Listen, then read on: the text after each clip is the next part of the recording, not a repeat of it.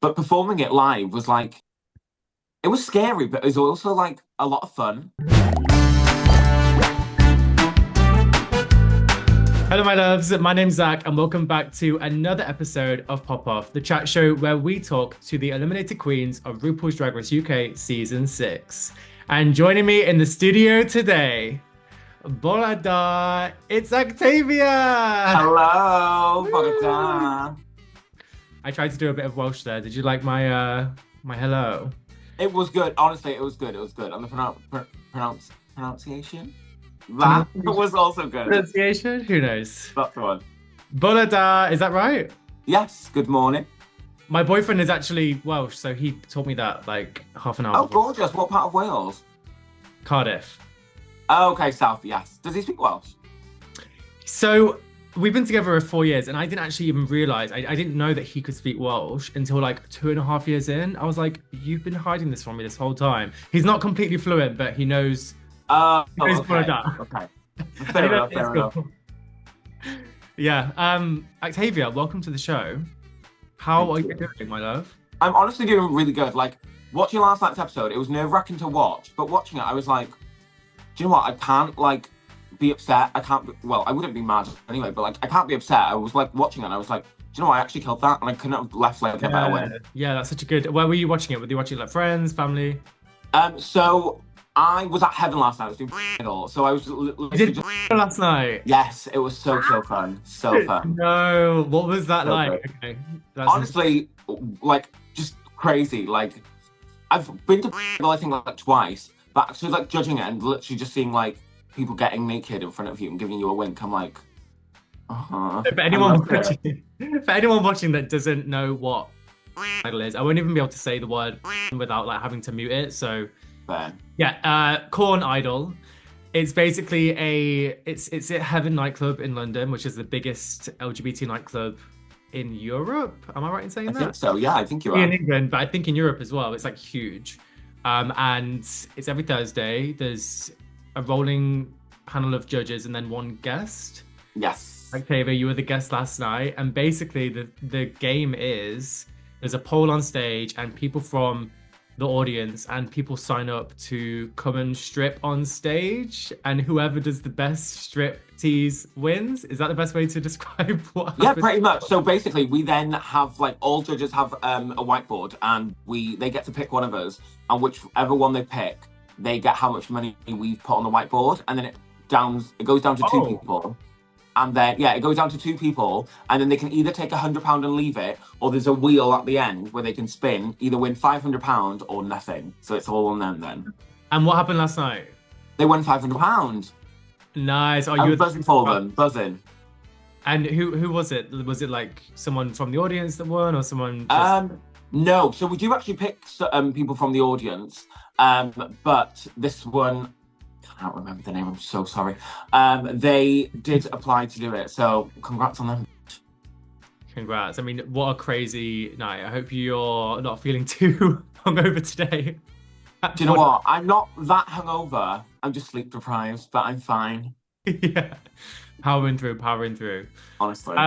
Last night's episode was so much fun. Reliving those moments, I bet, was so special for you. I mean, we have to just talk about what RuPaul said to you during the critiques. Oh. Honestly, like, I don't know how to, like, put it into words of, like, what, like, how that even happened, like, how it felt in the moment. Like, you can see in the episode, but I was just, like, gobsmacked. Like I just wasn't expecting it. We're genuinely speechless, yeah. Yeah, I'm genuinely speechless, and that doesn't happen often for me. But, but watching it last night, I was, like, so weird. Like, again, I just couldn't have left, like, in a better way. Like, I didn't do badly in the challenge, I don't think. And then to have those critiques from Ru when I looked like a terrible version of Princess Diana, it's just so funny, so camp, and it's just, yeah, it's an unforgettable moment. I'll never forget that. Oh my God, yeah. I mean, the Princess Diana looks in itself. I mean, I was going to mention this later, but the fact that you were both lip syncing dressed as Princess Diana. I mean, Kyron said it themselves in their confessions. It was just so insane, so hilarious, so random, so much fun.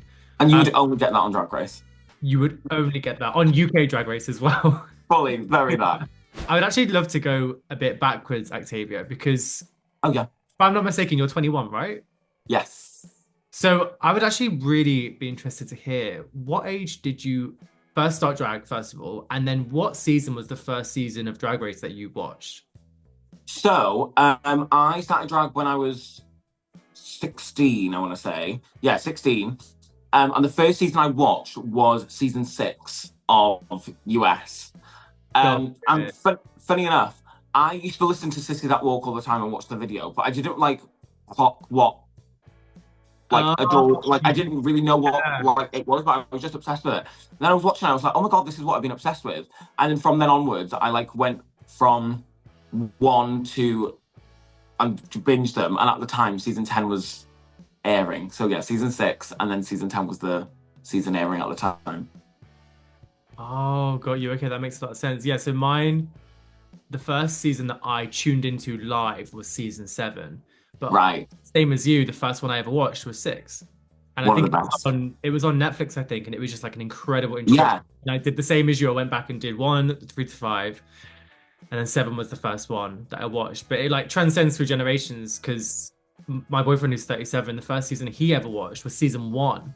Oh my god. And it was live back in 19. That's crazy. So I'm like insane. Yeah, this is crazy. But I was really interested to hear. So season 10 was the first one that you caught on and watched live with the rest of the world. Because that one I think was the first season. No, season 9 was the one to be nominated for loads of Emmys. So that was really mainstream. So season 10, with who won that season? Aquaria. I said Actavia. Yes. Yeah, not like you were on season 10. But yeah, incredible. So much fun to hear. Great. So I guess going back to the episode, we finally had our rusical of the season. Yes. You're all impersonating different UK pop icons. Now, Actavia, I have a real investigative journalistic question for you here. Okay. Are you sure you know who Geri Halliwell is, or do you finally know who she is? Right. So, of course, I know who the Spice Girls are, and I knew who Geri Halliwell was at the time, but all I didn't know was the references. So, like, when Michelle was trying to, well, it wasn't actually shown in the episode, but Michelle was trying to explain to me, like, what was funny about the Spanish part because of her song with Chica Latino. And I was like, I just don't know these references. I didn't grow up with them. I actually don't know that reference either. I would have been like, what? So, but I mean, to be fair, it is believable that I wouldn't know who Geri Halliwell is because I'm just so dense. But I do know who Geri Halliwell is, I promise. I thought watching you guys audition for the part was hilarious because it was like, but I feel like, to be fair, I mean, I feel like because it was a dancing role, you clearly were just like attracted to it and would have been like. Well, yeah, no, completely. Because when it was being like casted amongst us all, we all had like a first choice and then a second. My first was George Michael, but obviously Kyron was going to take that since they were like in charge of the roles. And then Geri was my second. So I was like, right, everyone's either got their first or second, so I'm doubling down on this. And I might have come across like such a cow to Chara. I was like, listen to that track again, girl. You're not going to be able to move. And then that's why in touch she was like, I'm so glad I didn't. I was like, I told you. Yeah, she actually said that. She was like, thank God I wasn't given that one. You absolutely killed it. It was just so fun to watch. And even in the rehearsals, I mean, that's a really interesting question. So I guess when you're rehearsing for these shows, what is the atmosphere like when you're on stage and it's just you and the choreographer is telling you what to do and the other queens are watching? What is that feeling like? Honestly, it's like totally like two different sides of the spectrum when it came to this episode. Because when it came to the choreography, I was like stunning. Like I haven't been to a dance class since like pre-COVID because I like moved to Manchester, did drag and all that. So like doing that, I was also just excited to like learn choreo. So I felt confident doing that, whether the girls were there or not. But when it comes to the singing with Michelle, I was like, oh, let the ground swallow me up. And have you had like, have you done singing before? Have you taken lessons? No, I knew like singing's never been something I've like been able to do or like really like wanted to do. So thankfully I can move. So my vocals are not to do it. Oh, amazing. Yeah, I feel like there's always the one kind of thing where the queen will say it's their weakness or their strength. Yeah. It's always tossing and turning. How was it then performing the actual musical itself on stage? It looked so much fun. honestly, it was so much fun, and I feel like every single one of us like worked so hard. So going into the musical, I wasn't like, I didn't know where to expect to be, but I was just like, either way, I know this musical is gonna go down in the books because it was just such a good musical. But performing it live was like, it was scary, but it was also like a lot of fun, even though that wig they gave me was so homophobic. I felt so camp. Yeah, it was a lot of fun, and just to see everyone kind of bring their own characters to life, Yeah.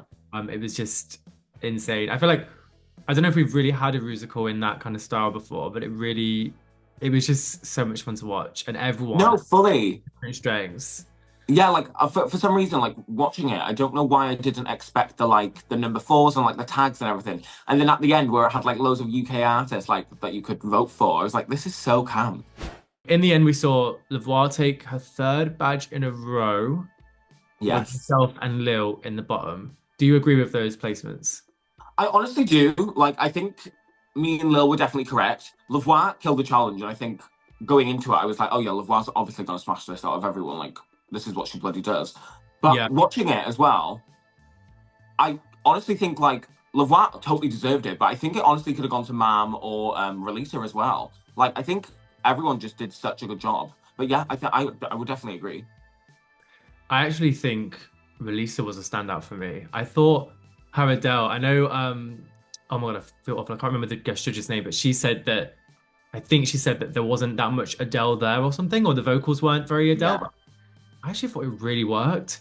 Well, do you know what? Like, being there, I remember being like quite gagged up rileasa singing, but like watching it back, I was like, oh my God, like she sounds like incredible. Yeah. So like, yeah, like watching it, I was like, oh, that could have easily gone to rileasa.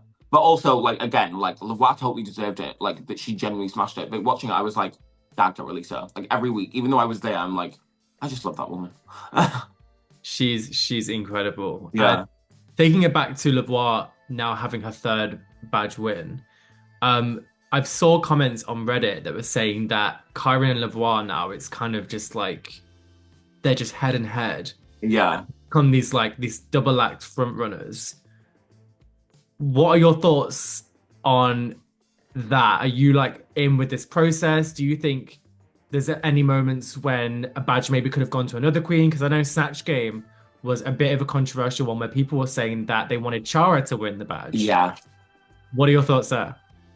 Honestly, like, and this is going to sound like such a boring answer. Like, I don't disagree with some wins, but I don't agree with them. Like, I think, and I can say this so confidently because I know most people, if not everyone watching this, will agree. When this cast is like, the caliber of this cast is just so strong. Everyone is like bringing out everything that they have every single week. So I think Snatch Game was so deserved. But then also, if Chara would have won, I would have been like, totally makes sense. I mean, like, I would have loved to like see Chara win just because, like, just for her and her sweet little soul, I know she would have been buzzing. But like, again, it would have been like so deserved. So I feel like with the wins, it can go either way and it still makes sense regardless. Yeah, you're so right. The caliber is so high. And I've said this to every queen that I've spoken to so far. It is no different with yourself. Like, and this is another one of those things that people are talking about online is how good this cast is. That everyone is just enjoying and loving the season so much. And it's because how talented you guys are. Going back to the episode, we obviously see you lip syncing with Lill. It's Lill, both of yours and Lil's, both of you second time lip syncing. What was your thought process going into that? And did you kind of meet in the workroom and talk amongst yourselves before going out there? What was going on? I don't think we did talk amongst ourselves, but like, again, like going into the season, I knew of most people, but like, what's the word where you like, starts with an S?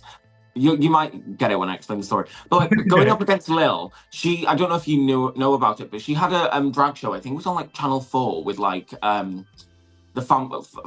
Family Gorgeous, and it was called like Drag SOS or something. So I used to watch Lill on that show with my mum when I started drag. So like being on Drag Race with Lill, let alone like lip sync against her, I was like, she can send me home, that's fine. But like going into it, because there was a time warp, I was like, this is so ridiculous. And Lill, I haven't like seen her perform like lip syncing anyway, besides the one she did was the high risk. So I was like, I'm not going to underestimate her. And thankfully I didn't. Oh my god, yeah, and yeah, Lill is one of those where she has. I feel like the both times we've seen her lip sync, it's always been this like exaggerated. Yeah. I almost see like the Queen Elizabeth come out in her lip syncs, like Yeah. so like overly performed and just so insane and silly. It's just so fun to watch. Love her. So you absolutely bring the like raise the roof with your dance skills, and it's just a complete show. Two opposite sides of the spectrum, and it was just so entertaining. Thank you. Well, people saying it was like their favorite lip sync so far, and I think the Princess Diana wigs really brought it in. No, honestly, like when we were told like, oh yeah, it's time warp this week, I was like, oh for God's sakes, give me something else. But then watching it, I'm like, do you know what? That is like, it was a lot of fun. That is the campus thing. Like Kyron literally said it, but like two queens dressed up as Diana doing the time warp. Like it just, yeah, crazy. Like so fun to watch. We're going to be seeing clips of that on Twitter for a long time, and I can assure you. And honestly, good. I will watch it every time. We then sadly see you sashay away, but not before RuPaul can make a comment about your eyebrows. I'm obsessed. Where the hell did this come from? And what are your thoughts on this? Honestly, like when she said that to me in the workroom, obviously she wasn't complimenting me. She goes, "Look at these." That's never a compliment if someone goes, "Look at that." but like when she did that, I was just like, "This is so funny." Like I will be the first person to take the piss out of myself. Like I just don't take myself too seriously. It's like, what's the point? But like to see that, like to see the reaction from that, because it's become like such a moment and like everyone's ran with it. I just love it, like honestly, and I can't even disagree. Watching my eyebrows back, I'm like, hell, girl, like put the arch down. But in my defense, I was always rolling them on very early in the morning, so yeah, that's that. I mean, in your defense, there's a lot. It was a pressure cooker in that workroom. So I feel like, you know, to do your makeup perfect every day, I don't know how you did it in the first place. I would have been like shaking, crying, throwing up. To be fair, I say that like it's an excuse, but they're still quite bad now. So I mean, that's why I don't have any today. Do you like do them differently since RuPaul's critiques, or do you still work it because it's you and that nothing is changing? So like my drag eyebrows have definitely changed, but like that's just because like evolving makeup wise. But like my outer drag brows, which is what Ru was commenting on, I haven't necessarily changed them. So I oftentimes wore glasses out of drag, but now I mainly wear contacts. So I have been trying those tattoo ones. Oh, I'm finding them all right. I'm still getting used to them because they're like they just like, because eyebrows are obviously like center and like change the shape of your face. So yeah, but you know what? Even if I don't, I like my big fat eyebrows. Yeah, as you should.